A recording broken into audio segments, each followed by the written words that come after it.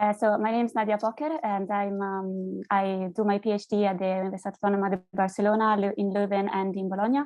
And my research is on the application of the anti-money laundering regime to cryptocurrency ecosystems. But today we are going to speak in our presentation of the application of the research on retail CBDCs to machine-to-machine payments in consumer Internet of Things. Here you can see an outline of our presentation. Beside the work that we submitted to this conference, we are currently still researching this topic, and we have an ongoing working paper. So most of the figures that you will see in this presentation are taken either from this working paper or from our previous works on these on related issues, let's say. So first, we will provide you with some background information on the main elements of our work. Later, we will outline the interplay between cryptocurrencies and the so-called economy of things. We will then see and focus on what happens when we think of retail CBDCs from the perspective of machine-to-machine interaction, also in terms of regulatory methodology. I forgot to say before that my background is in law, while Mirko's is on computer science. And finally, we will propose a preliminary integration model between CBDC architecture and the payment needs of consumer Internet of Things. And now Mirko will start with the background. Yes, just checking again if you hear me well. Hear you. Yeah. Okay, thank you. Yes, so we start from the perspective of the Internet of Things that, of course, many of you will know. But just for giving a general definition, we can see the Internet of Things as a set of objects embedding sensors and processing capabilities that exchange information with other objects, systems, and people in order to create a network of people-to-people, people-to-things, or things-to-things interactions. All of this in order to provide a new class of services defined nowadays as smart, such as smart homes, smart healthcare, smart transportation, and the list goes on. However, we decided to focus on the consumer side of the IoT domain, in particular in the subset of smart devices that are used by individuals and that provide nowadays almost everywhere a set of personalized services that, as you can see from the slides, we use every day, such as wearables, smartphones, or smart houses appliances. Opposed to that, we have a set of Internet of Things devices that are part of the industrial side, or but in this case, they are the benefit for factories and industries, and they are not in the scope of this work. Moreover, in the next slide, okay, we have what is called the machine-to-machine communication, which comes from the techniques that allows IoT devices to directly communicate and to relay information over a protocol. This is a communication that is based on the no human or limited human intervention, and it happens between computers, embedded processors, smart sensors, and other kind of devices. In particular, the union of IoT and machine-to-machine allows the machines or smart devices to interact autonomously. This is a big part of what we are interested in this work, which is the autonomous interaction of devices. Because in general, they can offer services like security monitoring or mechanical maintenance of vehicles.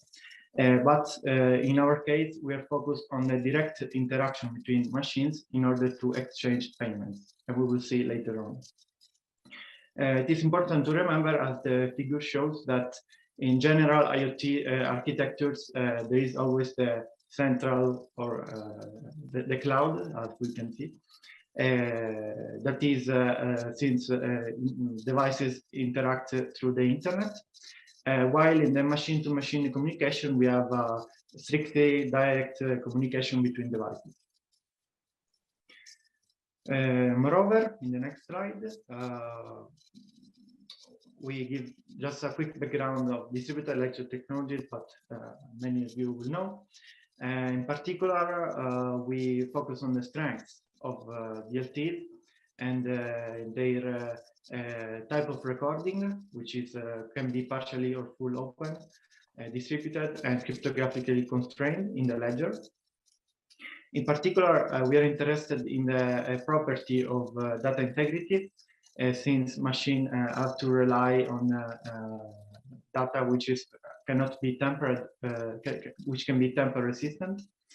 We're interested in the decentralization feature that can happen or not, depending on the type of DLT or the type of layer in the technology that we are looking at.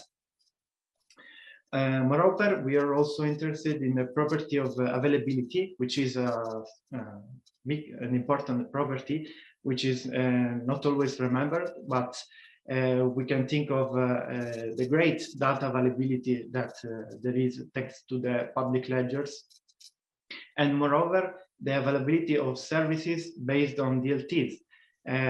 For instance, we can think of smart services based on DLTs that are open to everyone, while normally this cannot be said for, I don't know, any kind of services open only to some kind of citizen in a particular city. And finally, we are interested in property of automation, which is generally known as smart contract computation, since these contracts can allow for autonomous execution of business logics and enforcement of policies. All of this paves the way to, of course, to what we have seen in these years, as the previous speech, for cryptocurrencies, Internet of Money, stable coins, and now to central bank digital currencies.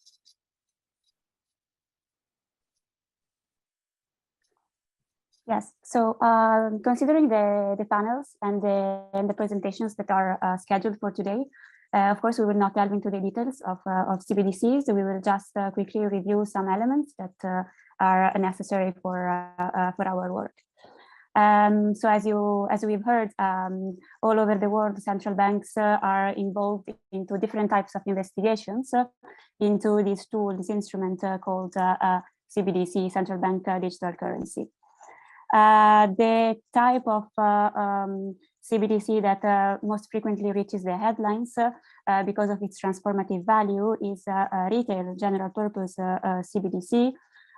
It's an instrument available to the general public, a tokenized and natively digital version of fiat money, and is a legal tender.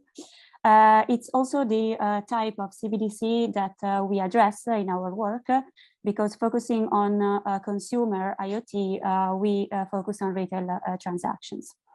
There is, of course, however, another type of CBDC that was the first to be explored, and also you can see it in the roadmap that you see on the slide, that pertains to the interaction and settlement mechanism between financial institutions. And so as you can see on the slide, these two types clearly respond to different needs. Retail CBDCs can have different architectures, and their design can involve public and private stakeholders. A basic distinction is that the model can be one-layered or direct, when in principle only the central bank is involved, and in doing so it performs also activities that are traditionally outside its competencies, or two-layered, when other institutions such as financial institutions, commercial banks, payment service providers, money service businesses act as intermediaries for end users and handle the payment service as well. We will go back to this later. For now, we will underline that not all CBDC models are DLT based. Actually, the type of technology to deploy is up for debate, and it's been actually debated heatedly. But in our work, we focus on DLT-based architectures. We will explain why, and we have already started to contextualize it. Then we have other important information, like that the model can be account-based or token-based, depending on how access is granted to end users, and hardware-based or software-based with different trade-offs attached. But again, we will go back to this when we will deal with our preliminary model. So for now, let's move to the core of our work. So to see the line that connects machine-to-machine communication techniques, smart machines, DLTs, and payments. So as we began to introduce before, several stakeholders envision a future where we will have smart machines that will act and interact autonomously, also from an economics perspective.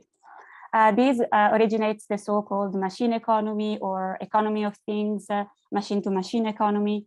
But besides the labels, if we have these devices exchanging data and services without human intervention, or with as little human intervention as possible, we also need them to handle payments in a similar fashion. Otherwise, we would still have bottlenecks where at least some confirmation would be needed.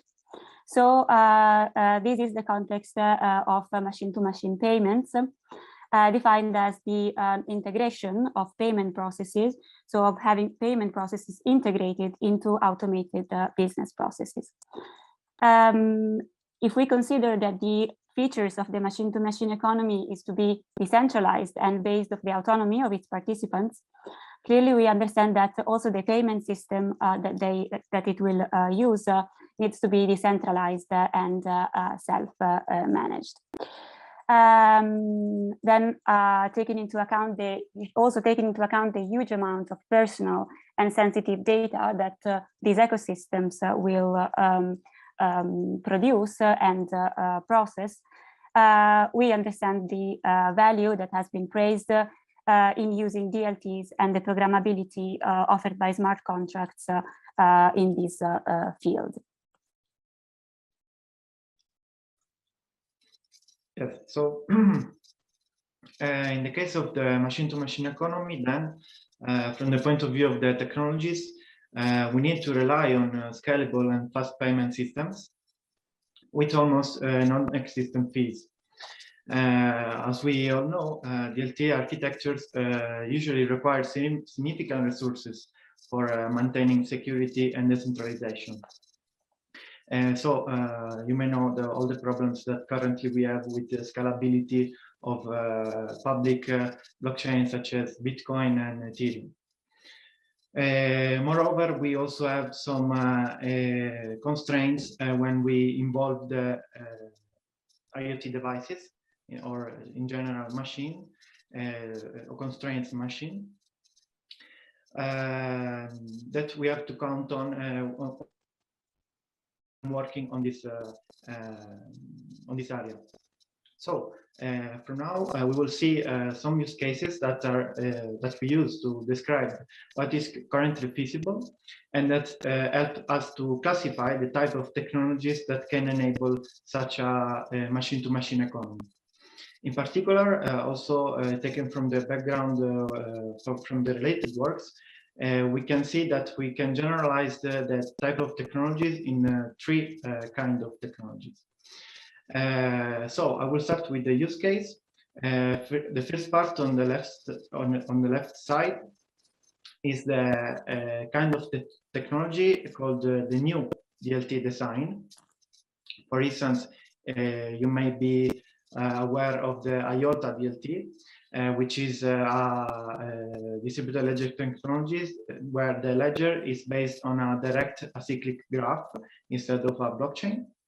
And as we can see in the use case, there is a smart car owned by a user that can directly communicate with a gas station service, in particular to, of course, pay for its service. And as you can see, when there is the involvement of a new design, which is such as the IoT design, which is made to make the ledger more scalable, the device itself, which is the vehicle itself, can directly be involved in the consensus mechanism. In particular, can communicate with the network, with the DLT network, issue a new transaction where the device pays the gas service, and then the gas service device can directly check the transaction on the same DLT network.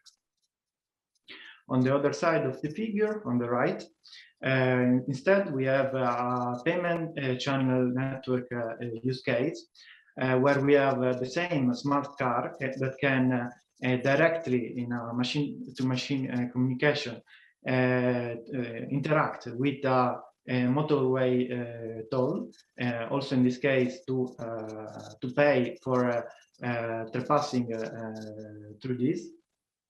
And in this case, we will use a so-called payment channel network or a state channel network, which is another technology that allows to open a payment channel between the actors of the network, and in particular can allow to create some paths, some payment paths along the network in order for actors to directly pay themselves, to directly have payments between themselves. So we have then in the next slide another use case, which is the use case where the most typical one that can be called direct integration, where smart devices can directly interact with a trusted DLT node. In particular, in this example, it is an Ethereum blockchain node, in order to interact, of course, with the blockchain. In this case, we don't have strictly a direct machine-to-machine communication for the payment, but we can have it for organizing a way of paying, for instance, using programmability. Indeed, the DLT-based solution, a smart contract, can allow the whole IoT world to benefit from programmability. In particular, for instance, in order to set requirements to provide payment automation. We have to make a distinction between programmable money and programmable payments, since in general these two terms are confused. Programmable money means embedded rules that constrain its use, while programmable payments are a way to innovate the money transfer and thus are offering functional benefits. In this use case, we can see, for instance, a smart fridge that automatically orders through a smart contract some food directly to a food supplier. This food is then sent to the house where the smart fridge is located, and through a direct communication of a smart fridge, smart bell, and the deliverer, we can see how the payment is constrained by the delivery happening before than 2 days. This is just a short example to see how payment can be programmed through a smart contract, simply saying, for instance, that the food will be paid if delivered before 2 days. I think we can go on with the other slide. Yes. So we said, as you said before, the CBDC retail type, so retail payments in CBDCs are envisioned as one of the next major developments in digital payments. We have also said that decentralization seems to be an effective way to achieve the machine-to-machine economy. But we have to underline that in some scenarios, at the governance level, the decentralization cannot be provided. And in our case, for instance, given the stakeholders that are involved in CBDC schemes, the tendency is that to centralize governance and to maintain decentralization as far as systems and device communication is concerned. So the trend in central bank DLT systems is to have centralized but distributed systems where network nodes are identified and accountable. Besides this, retail CBDCs are thought to be system critical and available to be used by millions of people. And of course, this has an impact on the priorities that are set also in the relevant research. And here in this slide, we provide a summary of some policy objectives that we believe are consistent with the needs of CIoT, Consumer Internet of Things, and the machine-to-machine economy.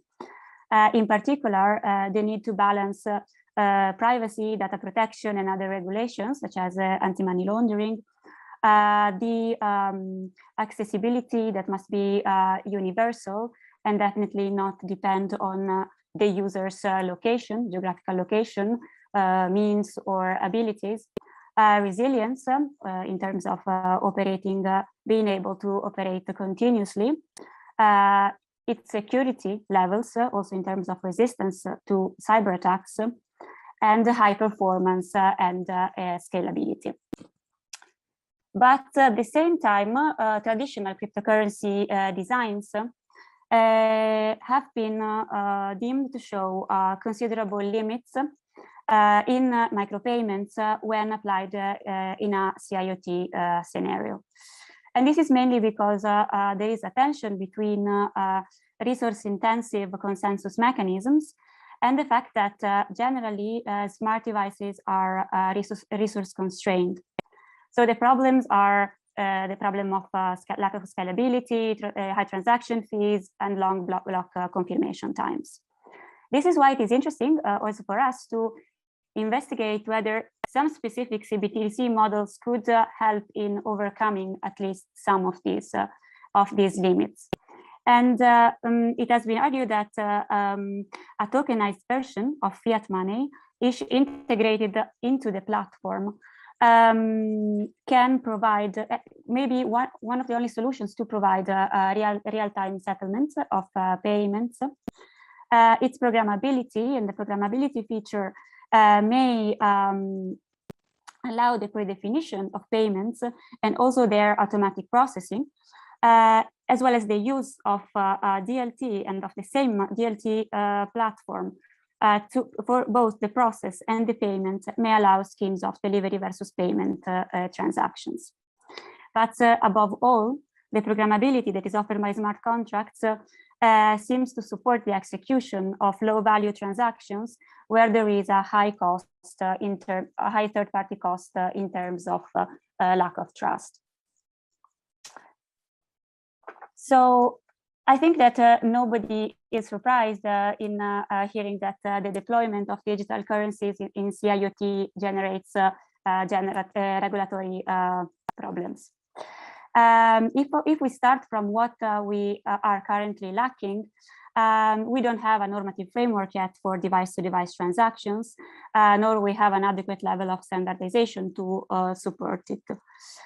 For example, it has been argued that if we want legal effects to arise from this type of communication, we need frameworks of machine identities to identify the players, at least for some of the architectures. Then we have frameworks and safeguards that we have in place right now that may not be suitable for in a machine-to-machine context, such as, for instance, two-factor authentication that needs at least user confirmation. So from a methodological perspective, what we argue is that we should exploit the interest that we see now in CBDCs to apply design-based regulatory and compliance techniques, which means defining the normative goals at the beginning of the design process to tackle technical and legal aspects at the same time. So the idea behind regulation by design is to build a bridge between regulation and technology. We are all familiar with RegTech, so to use new technologies to reach regulatory goals. But if we go a step further, we can also, as we know, embed compliance into technology. And we think, of course, generally, it has been argued that the inherent automation of consumer Internet of Things and its peer-to-peer schemes require a payment system that is compliant by design. It's a way to approach regulation and compliance proactively rather than reactively, although, of course, there are important concepts from a legal perspective underlying the code and law relationship. So it's important to approach the matter with caution. In any case, it's the concept that underlines privacy by design and more generally compliance by or through design. If we use design and code, or if we want to use design and code as regulatory instruments, the next step is to understand and pinpoint what it is that we want to tune with it. So the opposing needs in CBDC schemes that we have also mentioned before take us to a more general discussion. So I included a figure of a paper, of a previous paper on privacy transparency trade-offs in CBDCs, where we attempted a preliminary taxonomy on the confidentiality and auditability levels of some case studies. In CIoT scenarios, we argue that the needs to safeguard privacy and at the same time to ensure transparency are enhanced by the ubiquity of the applications. But again, the tension between privacy and transparency is never a zero-sum game. We have to reach compromises. And on this slide, you see 3 examples of trade-offs that can be found in CBDCs. So a fully transparent CBDC with a fully transparent to law enforcement that's likely not compliant with privacy and data protection rules. Then one where privacy could be provided without any limitation that would be clearly very easily abused for illicit purposes. And at the end, we have the solutions that is most common in the project that we are seeing over these months of nuanced solutions, where there is some degree of privacy offered to consumers in terms of confidentiality of their information and some visibility to authorities in terms of auditability. Yes, so now we'll go into the detail of possible proposal. In particular, we start looking at the architecture of a possible CBDC.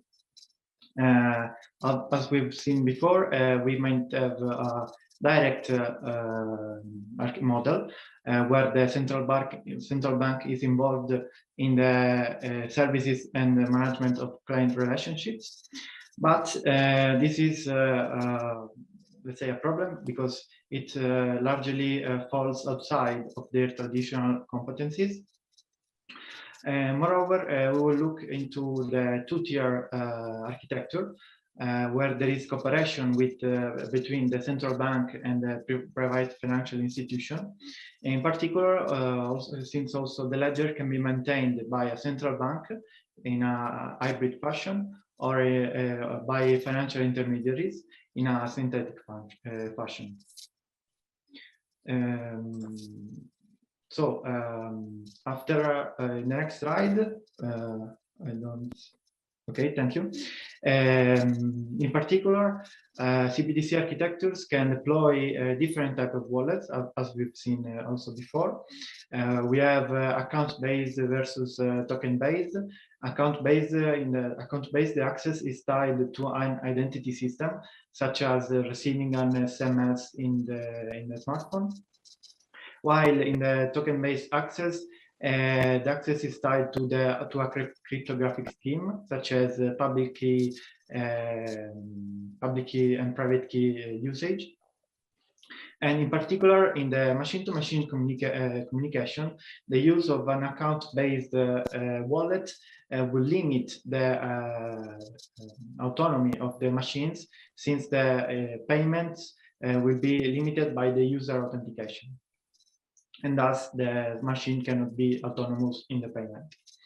Moreover, we have the hardware-based wallets that are where the security is based on the technologies built in the device, versus the security based on the cryptography and software protocols of the software-based wallets. This is a choice for the machine-to-machine communication that depends on the operation scenario. In particular, we are looking into the security versus scalability, since deploying hardware-based wallet will be much less scalable in some use cases and in some other not. Then we have the type of wallet that is custodial or not custodial. Custodial means that the third party operates the wallet, while non-custodial means that the end users hold the private keys in order to issue transactions. In the case of IoT devices and machine-to-machine communication, we foresee that the use of non-custodial wallets will be the best one for allowing what we've seen before, that are payment channel networks and new DLT design, new DLT, the integration with new DLT. Then we have the differentiation between parent wallets and sub-wallets. In particular, the parent wallet is the main wallet, while the several sub-wallets are the one that depends on the parent wallet. We foresee the use of sub-wallets for several devices. In particular, with each device is assigned to a sub-wallet, while the parent wallet is used by the owner of the devices. And this always for allowing the autonomy of the machines. And finally, we also take a look at the offline usability, that in general, it is a trade-off between hardware and software security, cost, and convenience. In this case, we think about tamper-proof hardware for small amounts of CBDCs, but for sure, other solutions can be used efficiently. In the next slide, we have a general view of the possible architecture of a possible proposal. In particular, we have a two-tier DLT-based CBDC architecture that is for retail CBDC, and where the ledger is shared between financial intermediaries. We have another layer below the financial intermediaries that are the users, the physical persons.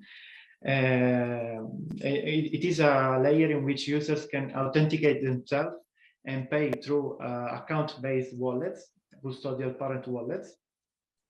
And this is a layer needed above a non-custodial wallet layer, in which we have CIoT devices that are equipped with token-based non-custodial sub-wallet that are loaded with a given budget of CBDCs in order to enable the machines to pay automatically. In particular, in such let's say hierarchical scheme, we can foresee the ability for IoT devices to execute and process independently payments, also with no human involvement. Yes, I think we will go to the next slide. Yeah. Okay, so in our preliminary integration model, as Mirko explained, so we considered how CBDC research has developed mixed solutions to the privacy transparency trade-off to offer anonymity and also some level of privacy. These models are equipped with usually with multiple wallet options that are tailored to different types of transactions.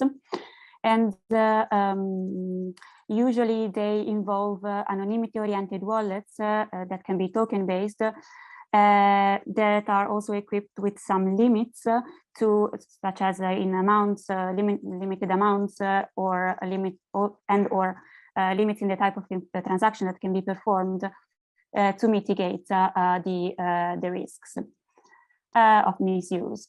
We know that it was argued that the users of retail CBDCs should be able to hold their CBDCs outside of custodial relationships, and the tokens should not be, at least not be forcibly linked to addresses or identifiers. And we argue that this model, together with the limitation and risk mitigation safeguards in terms of limits, appear also suitable to the needs of the CIoT and the machine-to-machine scheme, but we placed it in a scheme of tiered wallets.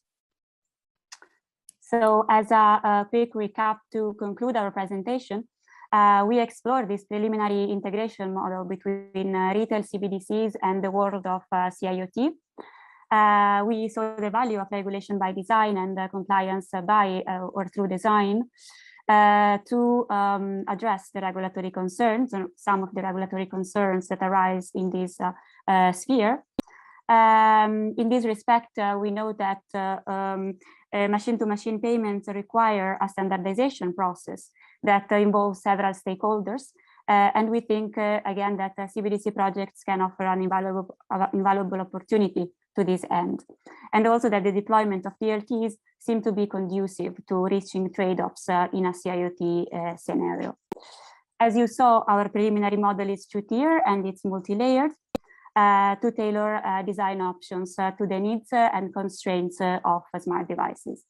As Mirko has just explained to you, on the one hand, machines are equipped with non-custodial sub-wallets, token-based and loaded with a given budget, while end users have custodial parent wallets, account-based, so they rely on authentication, and that control the wallets of the devices.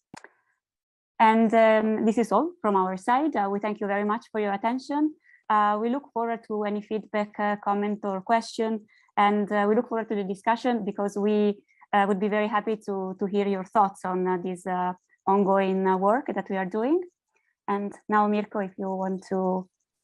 Yes, also with the Jeopardy TV game show in this fashion, since this is still a work in progress, we ask you to also give us some questions, but we don't have money to pay for the correct questions. We just have some responses, and yes, for something to talk regarding a discussion on these topics. Thank you.